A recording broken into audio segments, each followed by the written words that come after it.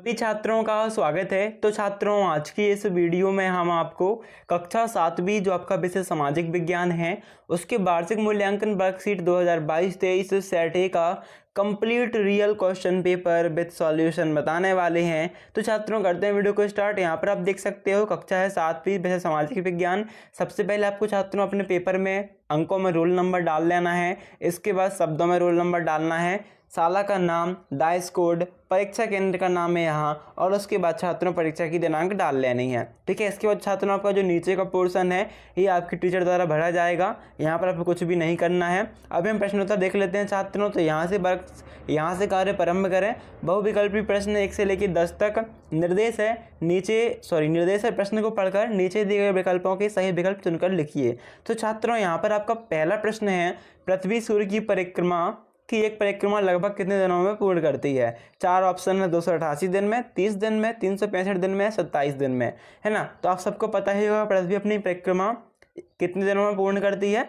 365 दिनों में पूर्ण करती है, जब 1 साल होता है। फिर आपका अगला प्रश्न है दूसरा, नीचे दिए गए प्रतीक चिन्हों में कौन सा प्रतीक चिन्ह नहर के लिए प्रयुक्त किया जाता है? ओके। तो छात्रों, यहाँ पर आपका जो नहर का प्रतीक चिन्ह रहेगा वो ऑप्शन नंबर बी करेक्ट रहेगा। ठीक है। इस प्रकार आपका जो नहर का चिन्ह होता है ऐसा होता है। अगला प्रश्न है छात्रों आपका तीसरा, उत्तरी गोलार्ध में सितंबर माह में कौन सी ऋतु होती है? तो देखो, उत्तरी गोलार्ध जो है वहाँ पर सितंबर के माह में, जब समझ लो जब गणेश जी की स्थापना होती है उस समय शरद ऋतु होती है। क्या होती है? शरद ऋतु आपकी होती है। चौथा प्रश्न है, प्राचीन वस्तुओं का अध्ययन करने वाले व्यक्ति को कहते हैं? देखो, प्राचीन वस्तु जो है वो खुद पुरातात्विक कहते हैं। प्राचीन वस्तुओं को पुरातात्विक कहते हैं और इनकी स्टडी करने वाले को पुरातात्विक कहते हैं। आप पा से इसे जोड़ सकते हो ना, पा यहाँ पर भी, पा यहाँ पर भी। अगला प्रश्न है, भीमबेटका की गुफाओं में चित्र पाए जाते हैं? सभी को पता है कैसे चित्र पाए जाते हैं। चल चित्र, भित्ति चित्र, तेल चित्र, शैल चित्र। तो छात्रों, शैल चित्र पाए जाते हैं आपके भीमबेटका की गुफाओं में। फिर सम्राट अशोक की सम्राट की राजधानी थी? तो सम्राट अशोक का साम्राज्य जो था उसकी राजधानी थी पाटलिपुत्र, जिसे कुसुम्भपुर भी कहते थे क्योंकि वहाँ पर बहुत सारे पुष्प होते थे। अगला प्रश्न है, कुषाणों के प्रसिद्ध राजा थे? तो छात्रों, कनिष्क जो हैं वो कुषाणों के प्रसिद्ध राजा थे। ठीक है। यहाँ पर भी आप का से कोरिलेट कर सकते हो। अगला प्रश्न है छात्रों, मक्के की रोटी, सरसों का साग किस प्रांत के लोगों की मुख्य भोजन है? तो मक्के की रोटी दे सरसों का साग, ये डायलॉग ही आपका किसका है? पंजाबी लोगों का है ना। और ये जो आपकी जो मक्के की रोटी और सरसों का साग है ये प्रमुख डिश है या प्रमुख भोजन कह लो पंजाब के लोगों का है। ठीक है। इसके बाद नेक्स्ट क्वेश्चन है, ग्राम पंचायत का मुखिया होता है? तो सरपंच ही ग्राम पंचायत का मुखिया होता है। प्रजातांत्रिक देशों में निर्णय लेने और कार्य करवाने के लिए आवश्यकता होती है? तो प्रजातांत्रिक देशों में निर्णय लेने और कार्य करवाने की आवश्यकता होती है सरकार की। ठीक है। जैसे अपना भारत देश में हो गया। नेक्स्ट क्वेश्चन है आपका लघुत्तरीय प्रश्न 11 से लेकर 20 तक है। निर्देश से नीचे दिए गए प्रश्नों के उत्तर लिखिए। छात्रों, आपको पहले ही बता दें ये जो पेपर है ना, ये आपको 90% चांस रखता है सेम टू सेम फंसने का। कल के एग्जाम के पेपर में आपको 12 तारीख के पेपर पे, तो बहुत अच्छे से तैयार कर लीजिएगा। 90% चांसेस हैं इसके सेम टू सेम फंसने के। वीडियो को लाइक कर दीजिएगा, अभी के चैनल को सब्सक्राइब करिए। जितने आपके फ्रेंड है ना, सब फ्रेंडों की आपकी हेल्प हो तो सबको ना व्हाट्सअप, टेलीग्राम, इंस्टाग्राम जहाँ पर भी आप शेयर कर सको सभी ग्रुपों में शेयर कर दीजिएगा। देखो, प्रश्न देख लेते हैं। आपको प्रश्न है, पुरातात्विक किन साधनों की सहायता से अतीत का अध्ययन करते हैं? मतलब प्राचीन समय का अध्ययन करते हैं। तो पुरातात्विक पुरा वस्तुओं के आधार पर अतीत का अध्ययन करते हैं। उनका वर्गीकरण धातु, मिट्टी, पत्थर, हड्डियों आदि में किया गया है। अगला प्रश्न आपका 12वां, सम्राट अशोक प्रजा की भलाई के लिए कौन कौन से कार्य किए गए? कोई 3 लिखिए। तो आने जाने की सुविधा के लिए अनेक सड़कें बनाई गई सम्राट अशोक के द्वारा। सड़कों के किनारे छायादार वृक्ष लगाए तथा उनके कुएं खुदवाए, अनेक कुएं खुदवाए, है ना। मतलब आने वाले राहगीर जो हैं उन्हें धूप से या किसी अन्य कारणों के कारण थोड़ा वो आराम करना चाहें तो छायादार वृक्ष के नीचे आराम कर सकते हैं और कुएं से पानी भी पी सकते हैं।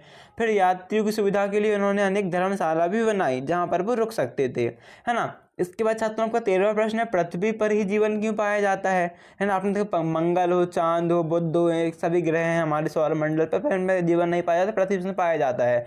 इसमें आपका उत्तर आ जाएगा, धरती पर जल की उपस्थिति पेड़ पौधे जानवरों एवं मनुष्यों की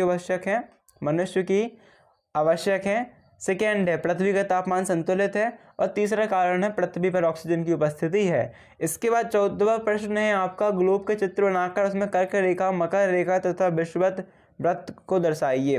तो छात्रों, ये है आपका ग्लोब का चित्र, ये आपका उत्तरी भाग, दक्षिण भाग। इसमें आपके छात्रों इस प्रकार से लाइन खींच देनी है हल्की हल्की सी, और इस प्रकार से बना देना है, डायग्राम ड्रॉ कर देना है। ये आपकी पहली रेखा होगी आर्कटिक वृत्त रेखा, दूसरे नंबर की रेखा कर्क रेखा, तीसरी रेखा विषुवत रेखा, और सबसे अंतिम रेखा मकर रेखा।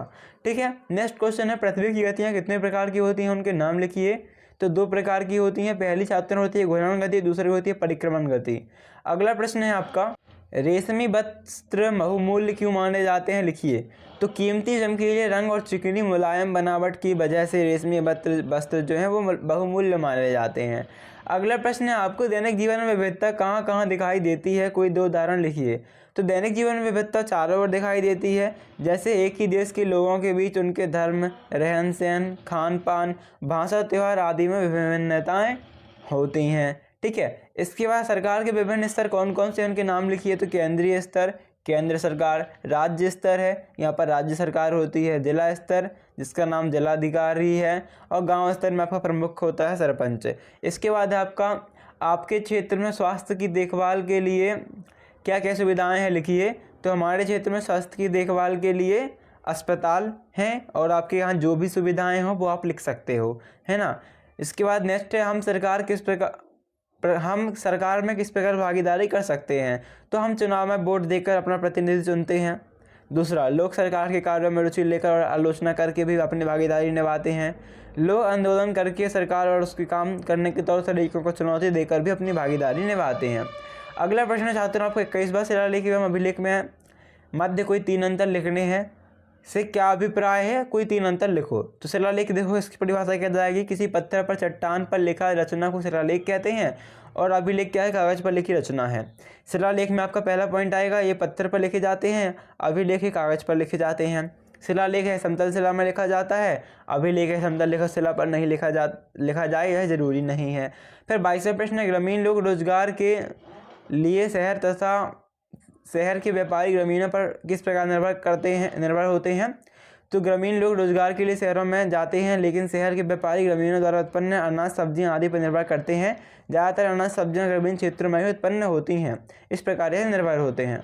इसके बाद छात्रों आप ये देख सकते हो, आपको 23rd क्वेश्चन, जो कि कानून बनाने की प्रक्रिया में प्रथम वाचन क्या होता है। तो यहाँ पर आपको उत्तर देखो क्या लिखना है, कानून बनाने की प्रक्रिया में पहले मंत्रिपरिषद एक प्रस्ताव तैयार करती है, इस प्रस्ताव को विधेयक कहते हैं। सभापति की अनुमति से मंत्रिपरिषद का कोई सदस्य अथवा सांसद इस विधेयक को सदन में प्रस्तुत करता है। विधेयक प्रस्तुत करने वाला सदस्य प्रस्ताव का शीर्षक पढ़ता है, इस प्रस्ताव की प्रति सभी सदस्यों को दी जाती है। इस प्रस्ताव को केंद्रीय सरकार के शासकीय गजट में प्रकाशन होता है। यह विधेयक का प्रथम वाचन है। इसके बाद 24th क्वेश्चन है आपका, भारतीय इतिहास के मध्यकाल को कितने भागों में विभाजित किया गया, उनके नाम लिखिए। तो देखो, नाम और समयकाल लिखिए, है ना, यहाँ थोड़ा मिसप्रिंट है, नाम और समयकाल लिखिए। तो भारतीय इतिहास के मध्यकाल को 2 भागों में विभाजित किया गया है, पहला है पूर्व मध्यकाल, दूसरा है उत्तर मध्यकाल। समय अवधि है 8वीं से 12वीं शताब्दी तक पूर्व मध्यकाल की, और उत्तर मध्यकाल की समय अवधि है 13वीं से 18वीं शताब्दी तक की। तो छात्रों, ये था आपका कंप्लीट एक पेपर जो कि 90% चांस रखता है सेम टू सेम पूछने कल के पेपर पे। तो बहुत अच्छे से तैयार कर लो इसे। वीडियो को कभी लाइक कर दो, चैनल को सब्सक्राइब कर लो, जितने फ्रेंड हैं सबकी हेल्प सबको वीडियो शेयर कर दो। मिलते हैं नेक्स्ट वीडियो पर, जब तक के लिए थैंक्स फॉर वॉचिंग।